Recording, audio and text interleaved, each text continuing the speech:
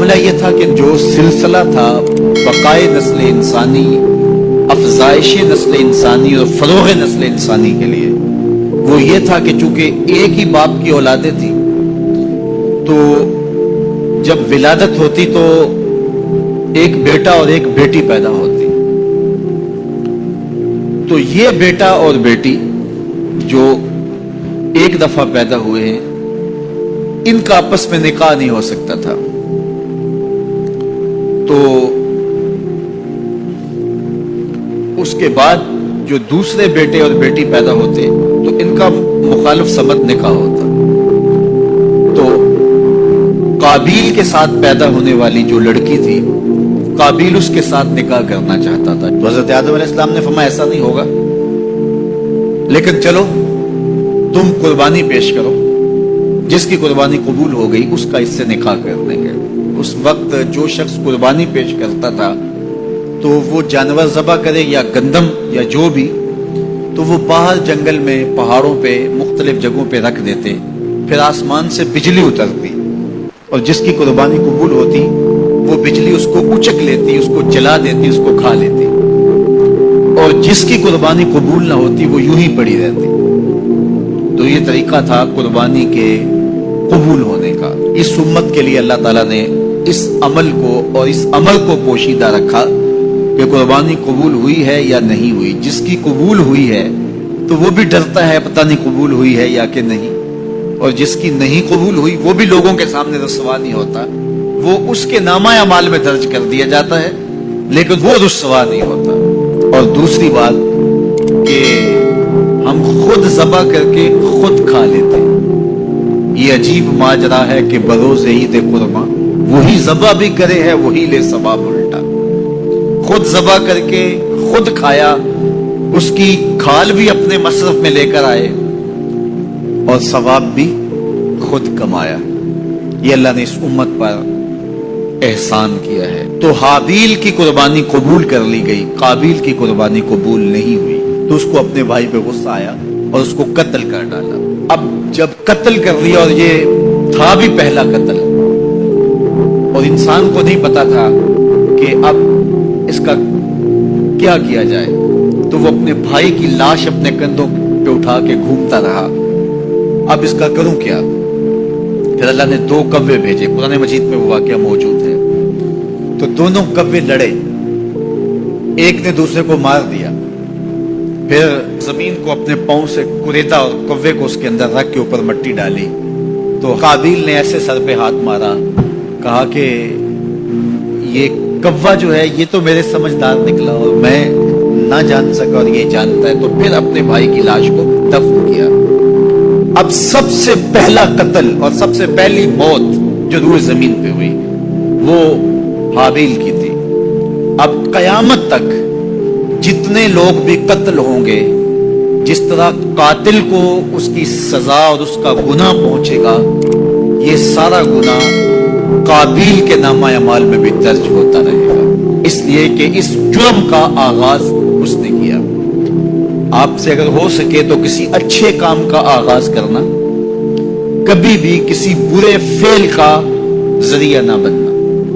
بعض کا تو ہوتا ہے ایک شخص کوئی ایسا کام کرتا، اس کی دیکھا دیکھی سارے لوگ کرنے لگ جاتے ہیں، اگر وہ اچھا ہوتا ہے تو اچھائی پھیلنے لگتی ہے، اور اگر وہ کام برا ہوتا ہے تو برائی پھیلنے لگتی ہے۔ تو انسانی فطرت ہے کہ وہ دیکھے دیکھے کام کرنے لگ جاتے ہیں۔ تو میں آپ کو یہ کہوں گا، کوئی بھی عمل ہو تو آپ کبھی بھی کوئی کام کرنے سے قبل یہ ضرور سوچیں کہ میرے کسی عمل کے تتبع سے کہیں جو ہے وہ میرے ذمے میرے کھاتے کو ایسی چیز نہ آ جائے۔ اور اگر کوئی اچھائی ہے تو وہ حضور نے ایک دفعہ فنڈ مانگا تو ایک شخص نے کھڑے ہو کر کے کچھ پیش کیا، تو اس کے دیکھا دیکھی باقی لوگ بھی شامل ہو گئے۔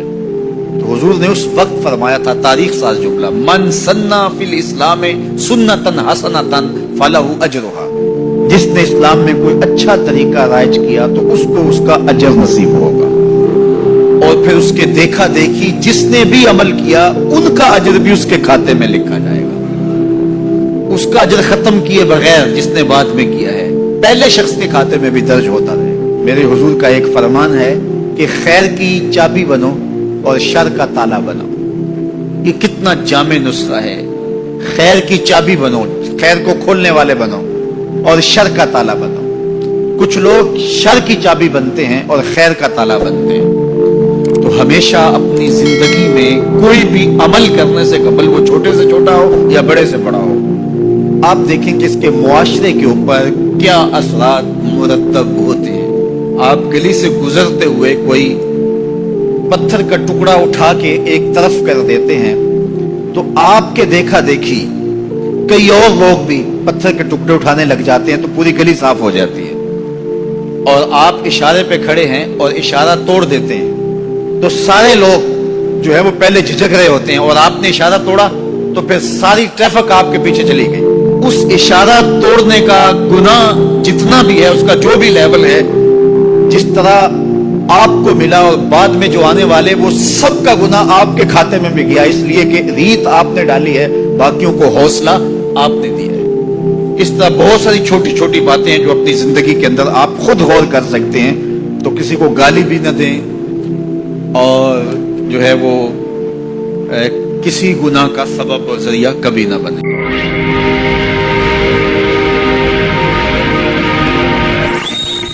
جب ابن آدم کا انتقال ہوتا ہے تو لوگ یہ کہتے ہیں اس نے پیچھے کیا چھوڑا, لیکن فرشتے کہتے ہیں اس نے آگے کیا بھیجا. دنیا پہ اس موضوع پہ بات چھڑی ہوتی ہے, اس کی جائیداد کتنی, اس کے بنگلے اور کوٹھیاں کتنی ہیں, اس کا بینک بیلنس کتنے, کتنی فیکٹریاں چھوڑ کے گیا ہے. اخبار میں بھی آتا ہے کہ فلاں صاحب فوت ہو گئے اور اپنے ترکے میں یہ چھوڑ گئے, اپنی اولاد میں یہ چھوڑ گئے. تو یہاں یہ عنوان چڑھا ہوتا ہے کہ اس نے پیچھے کیا چھوڑا, لیکن فرشتوں کی مجلس کے اندر یہ عنوان چڑھا ہوتا ہے اس نے آگے کیا بھیجا. تو ہم نے یہ دیکھنا ہے کہ اس مختصر سی زندگی میں ہم نے آگے کیا بھیجا ہے. فرمایا ابن آدم کہتا ہے مالی مالی, میرا مال میرا مال. اس کا مال وہی ہے جو اس نے کھایا اور ضائع کر دیا, پہنا اور پرانا کر دیا, یا اس نے آگے بھیج دیا. یہ 3 مال اس کے ہیں, باقی اس کا نہیں ہے, باقی اس کے وارثوں کا ہے, اور وہ آنکھ بند ہوتے ہی ترکہ ہو جاتا ہے. اور یہ جو بہت بڑا نام تھا, بہت بڑی شناخت تھی, بہت بڑے عہدے اور منصب کا مالک تھا, یہ روح نکلتے ہی میت بن گیا. اب ہر کوئی یہ کہہ رہا ہے کہ میت کو اتنے بجے دفن کریں گے, میت کو غسل دیا جا رہا ہے, ڈیڈ باڈی ہاسپٹل میں پڑی ہے, ڈیڈ باڈی وہاں سے چل پڑی ہے. تو یہ عنوان چھڑے ہوتے ہیں. تو اب کوئی نہیں کہتا کہ فلاں منصب دار اس کو غسل دیا جا رہا ہے, کوئی یہ نہیں کہہ رہا کہ فلاں عہدے دار کو جو ہے وہ منتقل کیا جا رہا ہے. تو سب سے پہلے اس کی شناخت چھین لی جاتی ہے, اس کا نام چھین لیا جاتا ہے. اب وہ میت بن گیا, اب وہ ڈیڈ باڈی بن گئی, اور اب رشتے ناتے وہ سلسلے کہاں گئے, وہ جائیدادیں, وہ سب کچھ, وہ منصب سارے یہی رہ گئے. یہ تنے خاکی لے کے قبر میں اترنا ہے, اور چند گز کفن لے کے قبر میں اترنا ہے, اور وہ اعمال جو ہم پہلے آگے بھیج چکے ہیں وہ وہاں جا کے ہمیں وصول ہوں گے. اور اگر ہم اس جہان کے لیے یہاں پہلے کچھ نہیں بھیجا تو یہاں سے تو کچھ ساتھ نہیں لے کے جائیں گے. واحد لباس کفن ہے جس کو جیب نہیں ہوتی. اگر کوئی کسی کے کفن میں جیب لگا کے اس میں درہم دینار اور ڈالر ڈال بھی دے تو پھر بھی وہ سکہ وہاں نہیں چلے گا. اس کی قبر کے اندر بہت سارے درہم و دینار, سونے اور چاندی کے ڈھیر بھی کو ساتھ دفن کر دیں تو پھر بھی یہ سکہ قبر میں نہیں چلے گا.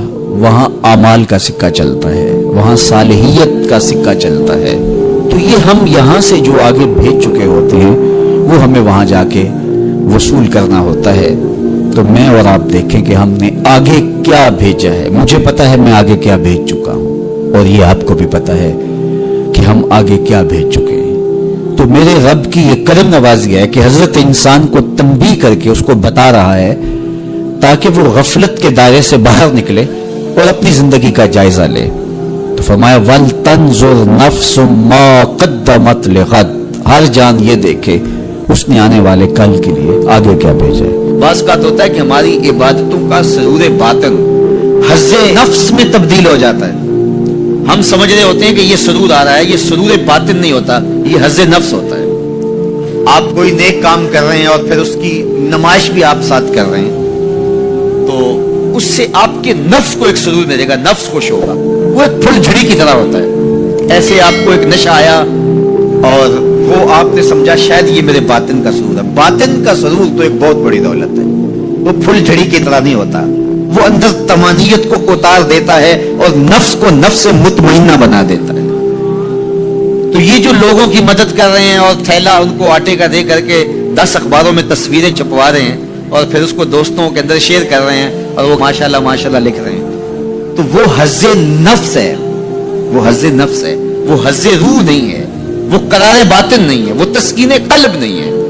تو عبادات کا ایک سرور ہے، ایک لطف ہے، حلاوت ہے، ایک مٹھاس ہے جو اہل ایمان کو حیات طیبہ کی صورت میں نصیب ہوتی ہے. تو جب عبادت کا روحانی لطف آنا شروع ہو جائے، جب ان کا سرور باطن نصیب ہونا شروع ہو جائے، تو پھر سمجھ لینا کہ اللہ ہماری عبادتوں کو قبول کر رہا ہے اور ایک مطمئن اور پاکیزہ زندگی ہے.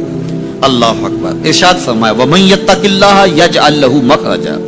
جو اللہ تعالیٰ سے ڈرنا سیکھ جاتا ہے، اللہ تعالیٰ کے احکام کو بجا لانے کی کوشش میں لگ جاتا ہے، يَجْعَل لَّهُ مَخْرَجًا. اللہ اس کو مشکلوں سے، مصائب سے، آلام سے، تکلیفوں سے نکلنے کے راستے نصیب کر دیتا ہے. زندگی مشکلات کا نام ہے، زندگی کوئی آسان نہیں. وہ کسی نے کہا تھا زندگی ہے یا کوئی طوفان ہے، ہم تو اس جینے کے ہاتھوں مر چلے. تو زندگی ایک مشکل مرحلہ ہے، لیکن جب بھی مشکل آتی ہے اللہ کوئی راستہ عطا کر دیتا ہے اور آپ کو آسانی سے اس مشکل سے نکال دیتا ہے. وہ مشکل آپ کے لیے ذلت کا ذریعہ نہیں بنتی، بلکہ اس مشکل کی کوکھ سے ایک راستہ نکلتا ہے اور جو ہے وہ روشنی پھوٹتی ہے. تو یہ ہے اللہ کی طرف سے تمہارے لیے ایک مخرج، اللہ تمہارے لیے ایک راستہ نکالتا ہے. تو یہ اس کا مقصوم ہے جو اللہ سے ڈرنے والا ہوتا ہے. وَيَرْزُقْهُ مِنْ حَيْثُ لَا يَحْتَسِبُ. اور اللہ اسے وہاں سے رزق دیتا ہے جہاں سے اسے گمان بھی نہیں ہوتا. اس کے لیے غیبی دروازے رزق کے کھول دیتا ہے. اس کی ضروریات اللہ اپنے کرم سے پوری کرتا ہے. اللہ سے ڈرنا سیکھ جاؤ، مشکلات آسان ہو جائیں گی، تکلیفیں آسان ہو جائیں گی، مشکلات سے نکلنے کے راستے کھلنا شروع ہو جائیں گے، آلام و مصائب کے پہاڑ راستے سے ہٹنا شروع ہو جائیں گے. یہ اللہ تعالیٰ جل شانہ کا یہ ایک نظم ہے. وہ 3 اشخاص کی کہانی تو آپ جانتے ہیں جو غار میں پھنس گئے تھے، پھر انہوں نے اپنے صالح اعمال کا وسیلہ اللہ کی بارگاہ میں پیش کیا اور پتھر سے رکھنا شروع کیا. اللہ فرماتا ہے کہ میں راستے نکال دیتا ہوں اور وہاں سے رزق دیتا ہوں جہاں سے اسے گمان بھی نہیں ہوتا. وَمَن يَتَوَکَّلْ عَلَى اللَّهِ فَهُوَ حَسْبُهُ. اور جو اللہ پر بھروسہ کر لیتا ہے اللہ اس کے لیے کافی ہو جاتا ہے. یہ ان لوگوں کا مقصوم ہے، ان لوگوں کی کہانیاں ہیں جو اپنی زندگی کو اللہ کے راستے پہ ڈال دیتے ہیں. اور وہ لوگ جو اپنی خواہشات کے بندے ہوتے ہیں اللہ ان کی زندگیوں کو تلخیوں میں مبتلا کر دیتا ہے. دولت کے باوصف وہ اذیتوں میں زندگی بسر کرتے ہیں. ارشاد فرمایا وَمَنْ عَرَضَ عَنْ ذِکْرِی. جو میرے ذکر سے اعراض کرے، میری یاد سے منہ پھیر لے، میرے بتائے ہوئے احکام پر عمل کرنے کی بجائے ان سے روگردانی کرنے کا مزاج پیدا کر لے، فَإِنَّ لَهُ مَعِیشَةً ضَنْکَ. ہم اس کی معیشت تنگ کر دیتے ہیں. جب آپ کے لیے مشکلیں پیدا ہوں، مسائب پیدا ہوں، تو اس وقت ہم دیکھیں کہ ہم سے اللہ کی کوئی نافرمانی تو نہیں ہوگی. جب اس کی نافرمانی ہوتی ہے تو پھر آپ پر مشکلات آتی ہیں، آپ کی معیشت تنگ ہوگی، آپ کی اولاد نافرمان ہونا شروع ہو جائے گی، آپ کے معاملے پیچیدہ ہونے شروع ہو جائیں گے، لوگوں سے الجھاؤ پیدا ہونے شروع ہو جائیں گے، اور مخلوق خدا سے آپ کی دنیا اور جو ہے وہ لوگوں کے دلوں میں آپ کے لیے نفرت کے جذبات پیدا ہونا شروع ہو جائیں گے. یہ دلیل ہے کہ آپ سے کوئی ایسی بات ہوگی جس سے آپ کا رب آپ سے ناراض ہے، اور جب آپ کا رب آپ سے راضی ہوتا ہے تو آپ کے لیے راہیں کشادہ ہونا شروع ہو جاتی ہیں، راستے کھلنا شروع ہو جاتے ہیں. اس لیے مشکلات میں اللہ تعالیٰ کی طرف رجوع کریں. قرآن مجید میں دوسرے مقام پہ ارشاد فرمایا من کان فی ہذہ اعمی فہو فی الآخرۃ اعمی واضل سبیلا. جو اس دنیا میں اندھا رہا کل قیامت کے دن بھی وہ نابینا اٹھایا جائے گا. دنیا میں اندھا رہنے سے کیا مراد ہے؟ اس نے اپنے مقصد زندگی کو ہی نہ سمجھا۔ 60 سال کی، 70 سال کی، 50 سال کی زندگی عطا کی گئی تھی۔ یہ زندگی کیوں عطا کی گئی ہے؟ وہ منصوبہ بندی اس دنیا کی زندگی کے لیے تو کرتا رہا، سویر سے شام تک، شام سے سویر تک لگا رہا، جی میں اپنا مستقبل ٹھیک کر رہا ہوں۔ 18 19 20 سال تک اس نے پڑھا، دن رات محنت کی، پھر اس کے بعد ڈپلومے کیے، اس کے بعد اس نے ہنر سیکھا، پھر کاروبار میں آیا، دن رات ایک کر دیا، خوشیاں چھوڑی، شادیاں چھوڑی، دوست چھوڑے کہ بس میں اپنا مستقبل بنانا ہے۔ 30 سال کی زندگی میں اس کا مستقبل سیدھا ہوا، 45 سال کی زندگی میں بیماریوں نے حملے کر دیے، 50 سال کی زندگی میں انتقال کر گیا۔ 15 سال کا مستقبل تھا اس کا، جس کے لیے اس نے جو ہے وہ 35 سال 40 سال صرف کیے۔ یہ تھا اس کا ٹوٹل مستقبل۔ کسی کا 20 سال کا مستقبل ہوگا، کسی کا 30 سال کا ہوگا، لیکن وہ مستقبل کو بھول گیا جس کا ایک دن 50,000 سال کا ہے۔ 50 سال کا نہیں، 50 سال کا نہیں، قرآن بتاتا ہے 50,000 سال کا ایک دن، پھر نہ ختم ہونے والی زندگی۔ میاں صرف اس زندگی کو مقصود تو وہ سمجھے جس کا آخرت کا عقیدہ نہیں ہے، جو یہ یقین رکھتا ہے اللہ رسول پر، اس کو جو ہے وہ کامل یقین ہے، اور قرآن مجید پر اور حدیث طیبہ یہ بتائے ہوئے ضابطے اس کو مستحضر ہیں، اور وہ جانتا ہے کہ آخرت ہے، ہم اعمال کی جواب دہی کے پابند ہوں گے۔ یہ دنیا آخرت کی کھیتی ہے، بوائی کا موسم ہے، آخرت کٹائی کا موسم ہے، تو وہ کیسے آخرت سے غافل رہ سکتا ہے؟ تو اگر وہ اس دنیا کی زندگی کو سمجھا نہ اور نابینا رہا تو کل قیامت کے دن بھی نابینا اٹھایا جائے گا۔ وَأَضَلُّ سَبِيلًا، یہ بھٹکا ہوا شخص ہے جس کو مقصد زندگی سے ہی آگے ہی نہیں ہے۔ ہمیں پیدا کیوں کیا گیا، ہم آئے کیوں؟ تو میاں ہم اس دنیا پر آئے ہیں تو ہمارے آنے کا کوئی مقصد تھا، مدعا تھا۔ اس مدعا کو حاصل کرنے کے لیے ہمیں دن رات کوشاں رہنا چاہیے، استغفار کریں، تقوی کے خوگر ہو جائیں، شکر کرنے کی عادت ڈالیں۔ جو شکر کرتے ہیں اللہ تعالیٰ ان کو اور زیادہ عطا فرماتا ہے۔ اس طرح دوسروں کی پریشانیاں دور کریں، اللہ آپ کی پریشانیاں دور کرے گا۔ بانٹنے کا مزاج پیدا کریں، آپ کے پاس جو بھی ہے بانٹ دیں، علم ہے تو بانٹیں، خوشیاں ہیں تو بانٹیں، آپ کے پاس دولت ہے تو لوگوں کے دکھ اس دولت سے دور کرنے کی کوشش کریں۔ جب آپ بانٹنا شروع کر دیں گے تو آپ کا رب آپ کو عطا کرنا شروع کر دے گا۔ جو آپ نے دیا ہے، جو بانٹا ہے، وہ بھی آپ کا نہیں تھا، وہ بھی تمہارے رب نے تمہیں دیا تھا، لیکن اس کے بدلے میں جو عطا کرے گا، اللہ اکبر۔ کسی نے کہا کتنا دینا چاہیے، تو کہا اگر تم گن گن کے دیتے ہو تو پھر ایسے ملے گا، اگر بے حساب دیتے ہو تو وہ بھی بے حساب عطا کرے گا۔ وہ کسی زمانے کے اندر کنووں سے زمینوں کو سیراب کیا کرتے تھے، کنویں سے پانی نکال کر کے سیرابی ہوتی تھی۔ بعد میں یہ ٹیوب ویل آ گئے تو میرے بزرگ فرمایا کرتے تھے کہ کنویں جا کے دیکھو، ان کا پانی بہت نیچے چلا گیا اور بہت گدلا ہو گیا۔ ان کا پانی تو شفاف تھا اور وافر اور فراواں تھا، اب گدلا ہو گیا اور بہت نیچے چلا گیا۔ تو فرمایا کرتے تھے کہ جب یہ کنویں اپنا فیض باہر دیتے تھے، نیچے سے چشمے پھوٹتے تھے، سوتے پھوٹتے تھے، اور اللہ ان کو عطا کرتا تھا۔ جب انہوں نے باہر دینا چھوڑ دیا تو اللہ نے بھی ان کو عطا کرنا چھوڑ دیا۔ اس لیے تم اگر دیتے رہو گے تو سوتے پھوٹتے رہیں گے، کبھی ختم نہیں ہوگا۔ اس لیے اللہ کی راہ میں بانٹنے کا مزاج پیدا کرو جو آپ کے پاس ہے۔ اللہ اکبر۔ میرے حضور نے تو فرمایا کہ تم راستے سے گزرتے ہوئے کوئی چیز جو راستے میں رکاوٹ بن رہی ہو اس کو راستے سے ہٹا دو تو یہ بھی صدقہ ہے، اور کچھ نہیں کر سکتے۔ کسی کو ہنس کے مل پڑو، مسکرا کے کسی سے بات کر لو تو فرمایا یہ بھی تمہارا صدقہ لکھا جائے گا۔ یہ نیکی بھی چھوٹی نہ سمجھنا، یہ بھی بہت بڑی نیکی ہے۔ تو جو آپ کے پاس ہے وہ بانٹو تو انشاءاللہ آپ کو اللہ اور عطا کرے گا، زندگی کے اندر ایک تمانیت کا نور اور ایک اجالا پیدا ہوگا۔ اللہ جل شانہ ہم سب کو خوشگوار، مطمئن، پاکیزہ اور خوبصورت زندگی کا نور عطا فرمائے۔ اللہ تمہاری صورتوں کو نہیں دیکھتا، اللہ تمہارے مالوں کو نہیں دیکھتا کہ کون کتنا خوبصورت ہے، کس کے پاس کتنی دولت ہے۔ نہ تمہاری صورتیں دیکھتا ہے، نہ تمہارے بنگلے دیکھتا ہے، نہ تمہاری جائیدادیں دیکھتا ہے، نہ تمہارا بینک بیلنس دیکھتا ہے۔ اسے تمہاری صورتوں سے غرض نہیں ہے، اسے تمہارے اموال سے سروکار نہیں ہے۔ وَلَٰكِن يَنظُرُ إِلَىٰ कुलूबिकुम व आमालिकुम, वो तुम्हारे दिल देखता है और तुम्हारे अमल देखता है। तुम्हारे कपड़े फटे पुराने हैं, झोंपड़े में रहते हो, लेकिन अमल खूबसूरत है। तुम्हारा दिल कल्ब सलीम है, उस दिल में अल्लाह की मोहब्बत, अल्लाह का प्यार रखा है, अल्लाह जल्ला शानहू के महबूब का प्यार रखा है, तो वो दिल खूबसूरत है। कि तुम्हारे लिबास फटे पुराने क्यों ना हो, तुम्हारे रहने की जगह इंतहाई ना आसूदा क्यों ना हो, लेकिन तुम्हारा दिल अच्छा है, तुम्हारे अमल अच्छे हैं, तो तुम्हारे रब को ये पसंद है। तो तकवे का मरकज तुम्हारा कल्ब है, तुम्हारा दिल है। तो दिल की पाकीज़गी, दिल की सफाई, दिल की सुथराई, ये अल्लाह जल्ला शानहू को महबूब है। हम अमूमी तौर पे अपने ज़ाहिर को संवारने में लगे रहते हैं और बातन हमारा मैला कुचैला ही रहता है।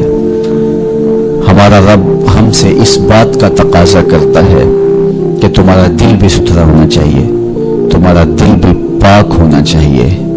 बाहू अलैहि रहमा फरमाते हैं कि दिल काले नालों मुंह काला चंगा, जे कोई ये रम्ज पछाणे हो। तो असल तो पाकीज़गी, तहारत, सफाई, इफ़्फ़त कल्ब की है।